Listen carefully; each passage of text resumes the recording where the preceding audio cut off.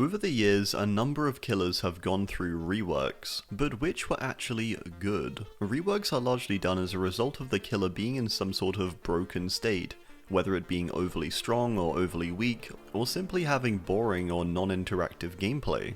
Today let's look over and rank every significant case of a killer being reworked from throughout DBD history. I'll cover what I consider the most significantly reworked killers, and how their powers were changed over the years. Let's get into it. First up is Billy, a character released with the launch of the game and one that had been consistently considered up there as one of the best up until his rework. This was largely down to his insta-down potential, map control, but also strong add-ons. Despite all these things, he was considered pretty fair too, because his power took a lot of practice and skill. Therefore it was a shock when a rework was announced. Billy's Overheat rework I'd argue is one of the most famous reworks in Dead by Daylight history. Implemented in 4.1.0 or June 2020, this rework altered Billy's kit and nerfed him horribly for over 4 years to come. The core of this rework was the introduction of the Overheat mechanic. This mechanic caused Billy's chainsaw to overheat if it was overused, a punishment for using your power. It was an odd design choice, and it's one of the reworks the community has pushed the hardest back on over the years. Maybe the hardest ever. Where it may seem fair for most killers to have a drawback to their power usage, for Billy this didn't make as much sense, as he used his power for downing, but also map traversal. And it already came inbuilt with a stun or cooldown mechanic after dashing. The only way to avoid this was by landing a hit, which seemed quite fair. This rework was greatly disliked as it stifled such a free ability, and with it the creativity you had access to. Baiting survivors to drop pallets, feathering, or even sometimes just normal power usage was punished, none of which had been easy before either. This rework also came with a ton of awful add-on changes, implementing insanely useless effects like reducing your terror radius during overheat and stuff like that.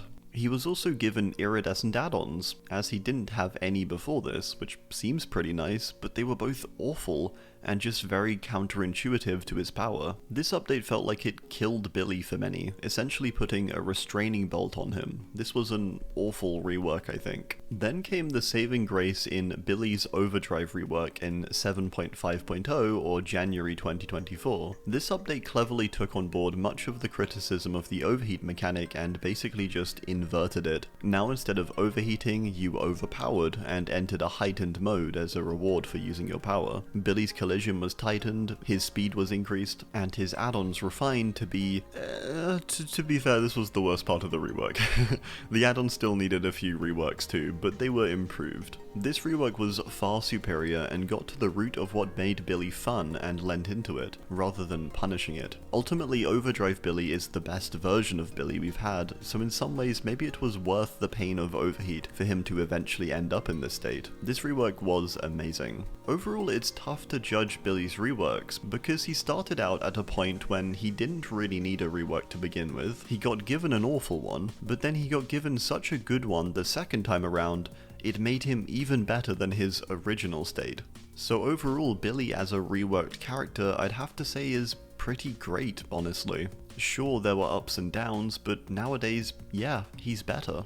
We now reach Myers and his rework, which I'm dubbing the Myers Dash rework. This was released in patch 9.2.0 or September 2025. This rework was quite controversial and largely due to Myers' power being very loved for its unique gameplay and interactions, as well as potential across its various add-ons for around 9 years. To change this all feels weird and was a decision I found somewhat confusing. What was wrong with Myers to begin with? A bit like the Billy rework, it feels a bit confusing why this happened at all. Well, it seems mostly to be down to his strength or position on the tier list, which was often very low, or sometimes considered relatively moderate due to his powerful tombstone add-ons. Maybe it was this inconsistency. Despite these power level inconsistencies though, Myers was always praised because he felt like Myers. Up until this rework, he was widely praised as one of the most faithful feeling characters to his source material. This was sort of lost with his new dash abilities. The The core of the rework was Slaughtering Strike, a new ability that let Myers dash towards survivors to insta-down them, a far cry from his old mechanics of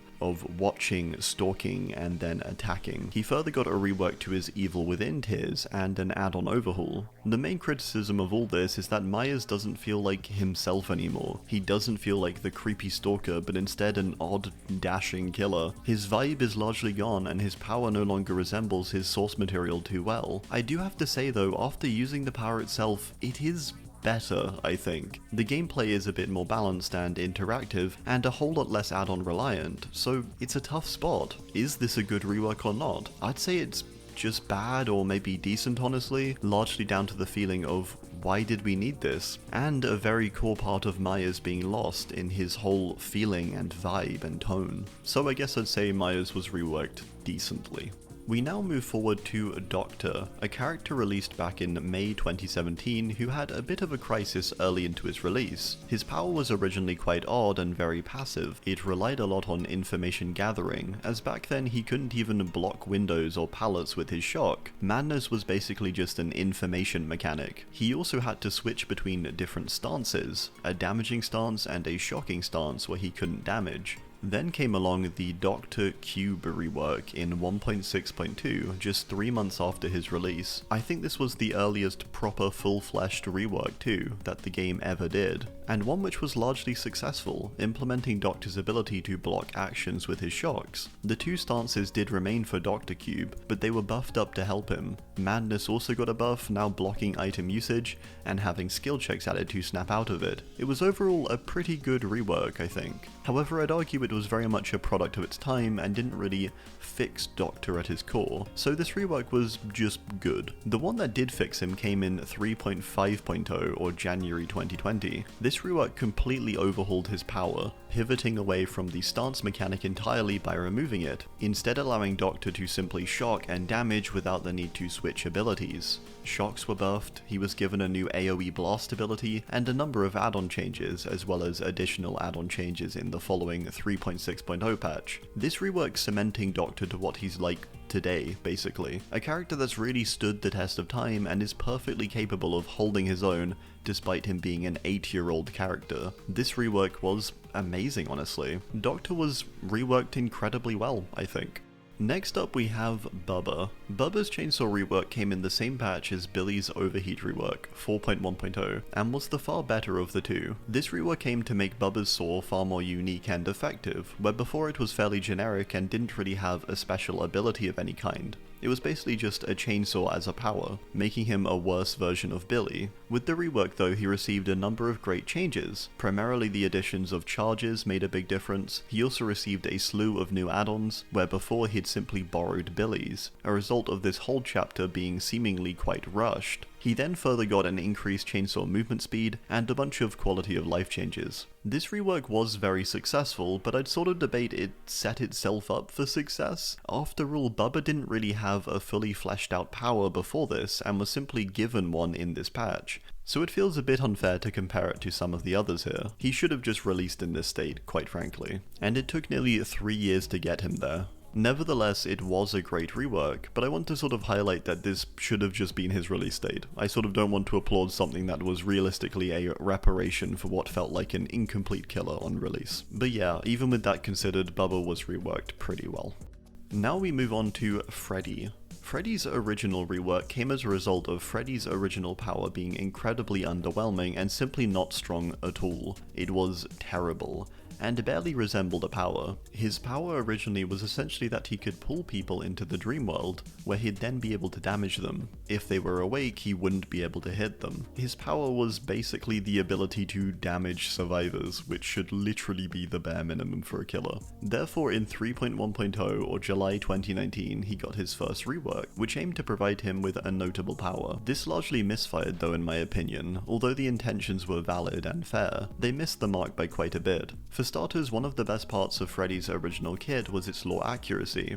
It really felt like Freddy Krueger in visuals, design, and sounds. The old visuals for pulling someone into the dream world, for example, look incredible. It's such a shame these were lost. The second and worst part of this rework was that whilst it did fix the problem of Freddy feeling underpowered, it gave him debatably the complete opposite problem immediately. He was way too overpowered. Freddy now had a powerful anti-loop tool in his snares, an ability to teleport directly to generators, and a punishing passive of the dream world. His add-ons had also been overhauled to now feature many heavy slowdown effects that would grind generators and healing to a halt. This rework created one of the most hated builds of all time, Forever Freddy. I'd have to say this rework was ultimately a failure. Sure, it made Freddy stronger, but it felt like this was the only consideration made. Every other element felt overlooked. He didn't feel like Freddy anymore, and his power had become incredibly dull. Appeal for Freddy was entirely gone, and those who did play this version did so because they wanted a cheap and easy win. Freddy's second rework came in 8.5.0 or January 2025, over 5 years on from his original rework.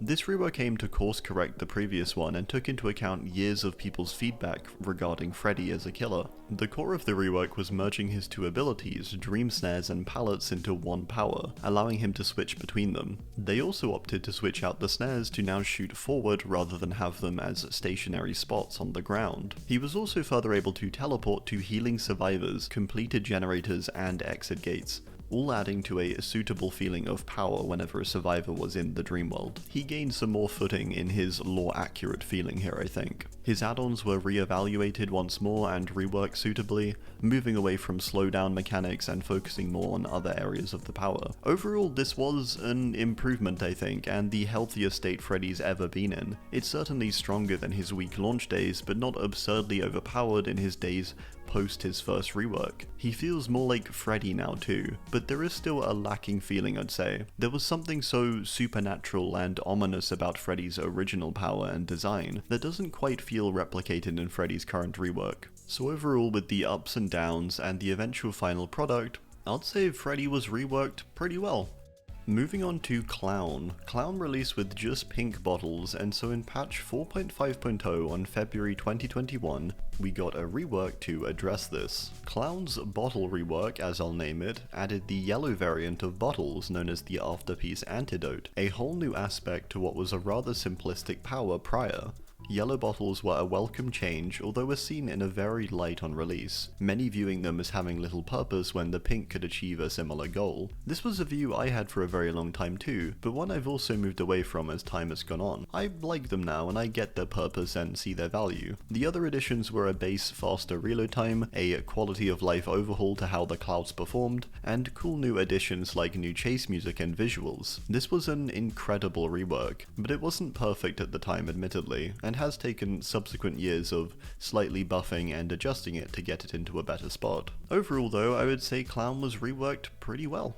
Now we move on to the rather problematic Legion. Legion's release date post their initial round of buffs was one of the most broken states the game has ever seen for a character. Original Legion were able to repeatedly slash in Frenzy, enabling them to eventually deplete the deep wound timer with no way to counter this as Survivor, as Legion players would chase you whilst running backwards, allowing them to force a bleed out or a down one way or another. It led to mass DCs and a pure hatred for Legion shortly after their launch. So in came patch 2.7.0 in May 2019. This rework and attempt to change the character was more to do with getting them out of hot water than meaningful and permanent changes to them. It felt more like a power hotfix than a rework, essentially nerf walling them harder than maybe any other killer ever in DPD history. Not that they didn't deserve it, but it did lead them to be in quite a dull and boring state for a long time, removing their ability to regress deep wound timers completely, and instead making their power the ability to run slightly faster and apply deep wound. That's essentially all they had for a power after this. Their add-ons were collectively nerfed into the ground, and their character was dead in the water. Not a good rework, but necessary, I think. Therefore a decent one, I think, for that state. This was followed up far later on with Legion's 5-hit rework in 5.7.0, or April 2022. This rework felt like the genuine attempt to rework the power properly, and into the state it probably should have been from the start. Unlike the Bubba situation though, I think Legion's release date was simply poorly realized, where Bubba's was seemingly incomplete. Legion received a slew of buffs, getting a speed increase, a power charge time decrease, and a lower fatigue to promote usage of their power in chase. They also got the ability to down someone if they chained together 4 hits, and a final 5th one for the down. An awesome new mechanic which rewarded a Legion for successfully damaging the entire Survivor team. This rework was a resounding success, especially with the great add-on changes on top. Although there's been ups and downs in terms of reworking them, I would say overall the rework was successful, although I do think they're still a rather hotly contested character even to this day, due to their focus and reliance on the deep wound mechanic. Yeah, overall though, I think Legion were reworked pretty well. That brings us up to Ghostface, a character reworked close by to Legion. Ghostface's stealth rework was a rework implemented also in 5.7.0, as an aim to get Ghosty a slightly more substantial kit and stealth due to years of falling behind. This is a really interesting case too, because I actually think for its time it was very effective, but over the years Ghosty's slipped again and again, and he's still really bad nowadays. The core of this rework was providing Ghosty a slightly more foolproof mechanic for his Shroud, where it would be harder to break and last longer. This along with a substantial overhaul to his rather dull and lackluster add-ons. Gone were the days of only running Chewed Pen. This rework was simple but effective, altering core mechanics slightly but notably. A character who was reworked well, but one which does admittedly still suffer issues, but more so due to the underlying struggles of stealth killers. Ghostface was reworked really well though, I think, ultimately. The next killer along is Twins. However, I debated whether to include this, as it's one of few reworks that simply didn't come to life almost at all. The rework went from being a rework to being a set of small quality of life changes, due to them being so overtuned and simply bad. The Twins' Forgotten rework, as I'll call it, came in patch 7.7.0 PTB, and was a result of years of the Twins being buggy and inconsistent and receiving barely any changes since their launch in December 2020. This rework aimed to fix that by altering entirely how Victor worked. However, it was far too overtuned and resulted in one of the most broken killer states we've ever seen. The core of it being that Victor no longer latched onto healthy survivors, but instead was able to double hit and down them, meaning he could damage an entire team alone and then also down a final player. Charlotte further had an almost instant recall mechanic and was able to switch between herself and Victor far quicker. They were truly broken on the PTB, and so when live rolled around, the patch notes only really resembled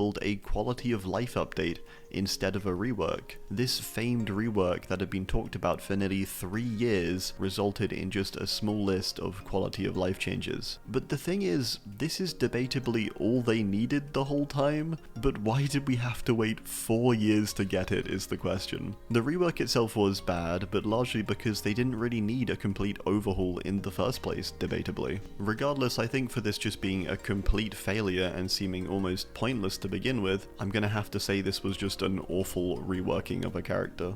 We now move on to Trickster, a character released in March of 2021 and has been received with varying responses over the years. Initially, Trickster had a very weak power, requiring 8 blade hits to damage, and was generally just quite a bit slower, with his 4.4 move speed. He was viewed as the worst range killer by a long shot, and just a bit of a failure power-wise. This led to a string of buffs over time, which slowly brought him into a pretty solid state by patch 7.3.0, having gone through multiple sizable buff walls. This was when he was reworked though. Trickster's show-stopping rework, I like to call it, which came in the following patch 7.4.0. The goal of this rework was to buff up the previously useless main event ability, which took forever to charge and had a short activation window. This update buffed it to insane degrees, making it activate very quickly but last a shorter duration. His blades were also made laser accurate and no longer had recoil. He was further buffed to 4.6 and nerfed to have a larger terror radius. Overall, these all sound fine as changes, yet he feels so much worse, I think. Not only is he far easier to play, but he's also even more infuriating to face nowadays, due to his blade spam, debatably his biggest issue before, getting only larger. His skill feels entirely gone, I'd say, for both sides. The intentions were definitely in the right place for this rework though, but the execution is to be desired. We are slated a second rework in 2026 however, so maybe this changes with time. But for now I would have to say that Trickster was reworked pretty badly.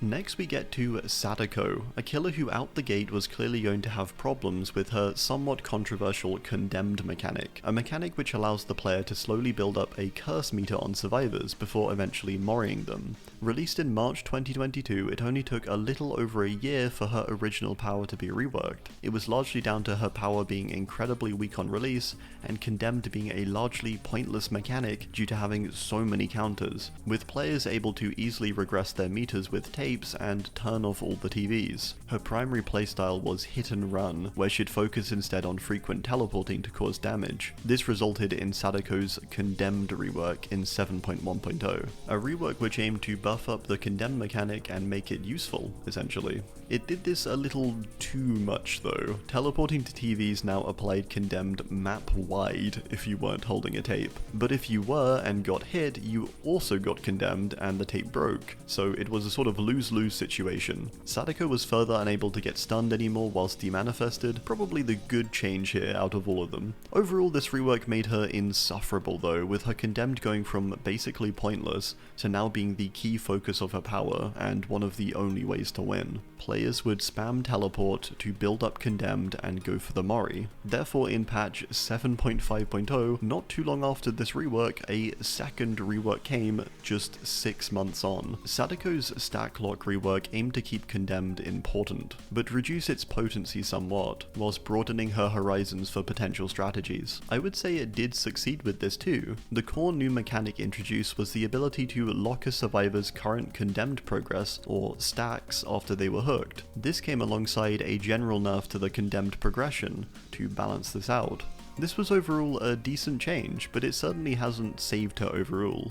She's still quite a lost character who has been stuck between the oppressive condemned mechanic and the somewhat directionless playstyle of her hit and run. It's never been quite clear which playstyle she's primarily meant to utilize, with one being horribly underpowered and one being horribly overpowered. And it's resulted in lots of slugging, lots of horrible builds, and once again Sadako feeling simply lost. Overall, her reworks have been bad, I'd argue. Sadako was reworked poorly, I think. She feels like a very directionless character. Moving on down to Knight. Knight was released to a very unfavourable response, with him being viewed as very dull and non-interactive, due to his power being his AI guards. The guards were also very clunky and awkward, buggy, and you couldn't even choose which to use. Originally you had to cycle through the 3 of them and couldn't pick which one you wanted. He was a critical failure on release, and was debated very hotly due to being released during the 3-gen meta. He was largely left the same for a while aside a few buffs, but eventually got his rework in patch 8.1.0, or July 2024. Knight's guard rework aimed to give more purpose to each of the individual guards, buffing up their unique abilities and allowing them to be selectable by choice. This alone opened up many more possibilities and freedoms with the power. There were some trade-offs and nerfs with this rework too, but they were pretty fair. The goal was to try and make Knight use his power for map control over using his guards for anti-loop, which the original power had largely been used for. Overall it was simple but effective and ultimately achieved exactly what it needed to, so Knight was reworked really well. This brings us up to our final entry today, the Skull Merchant. Skull Merchant released to the game in a very bad state, with her power greatly enabling a toxic strategy, which allowed her to perpetually hold a 3-gen with ease by keeping her drones nearby. This iteration of Merchant, however, was hated far beyond her power, but for basically everything about her. She was seen as a complete failure in all aspects, and so a rework was obviously coming. In patch 6.6.2, she received her first rework, which I'll call Skull Merchant's anti-3-gen rework, as the goal of it was to stop her from 3-genning. Similar to previous characters on here though, this rework was a band-aid type fix rework, and wasn't really a permanent solution. The changes made were less to do with nerfing her 3-gen though, and more to do with trying to promote other areas of her power, particularly her chase, and this just didn't work really. The one upside was the alterations made to claw traps, which had caused a lot of the issues with 3-genning. However, she was still able to successfully 3-gen. This led to her second rework in patch 7.3.0, which was the first step toward properly altering her power, and into a somewhat reminiscent state to its version today. Her kit pivoted more so toward area control and utilizing the drones and their scan lines to apply damage and pressure, further promoting the usage of her scanner. This was probably the best state she's been in, and a state where people at least debated whether she was fair or not, and it wasn't just a set answer. The debate surrounding how fun she was still very much prevalent, however. Overall, I'd argue though that this was still quite a good rework, and did achieve something closer to what her initial vision as a trap and tracking killer was meant to be. The negativity of her launch, however, has always been too much to see this. The community's never quite been able to forgive her. This brings us to the unfortunate current day and Skull Merchant's soft kill switch or 8.3.0 patch. This isn't a rework to be fair, but it's worth mentioning as in the devs and wider community's eyes, her second rework was viewed as a failure, with her being purposefully and considerably nerfed by the devs for the purpose of stopping people from playing her until they have a new and better idea for her power. So whilst this isn't technically a third rework, it is the start of one, the promise of one. And as turbulent a time as she's had, I hope she ends up in a good spot. I really do. The goal of reworking Skull Merchant through her collective reworks ultimately has to be considered a failure though at this current point in time. The wider community's perspective hasn't changed, no one's managed to agree on her power being fair or balanced necessarily just yet, and whilst there is a definite bias marring people's views, I'm sure there is still more of a compromise that can eventually be reached, and she may one day be accepted. But for now, I think she's a pretty awfully reworked character. Well, I do hope you enjoyed, thank you for watching, and be sure to drop your thoughts as always down below. Thanks, and goodbye.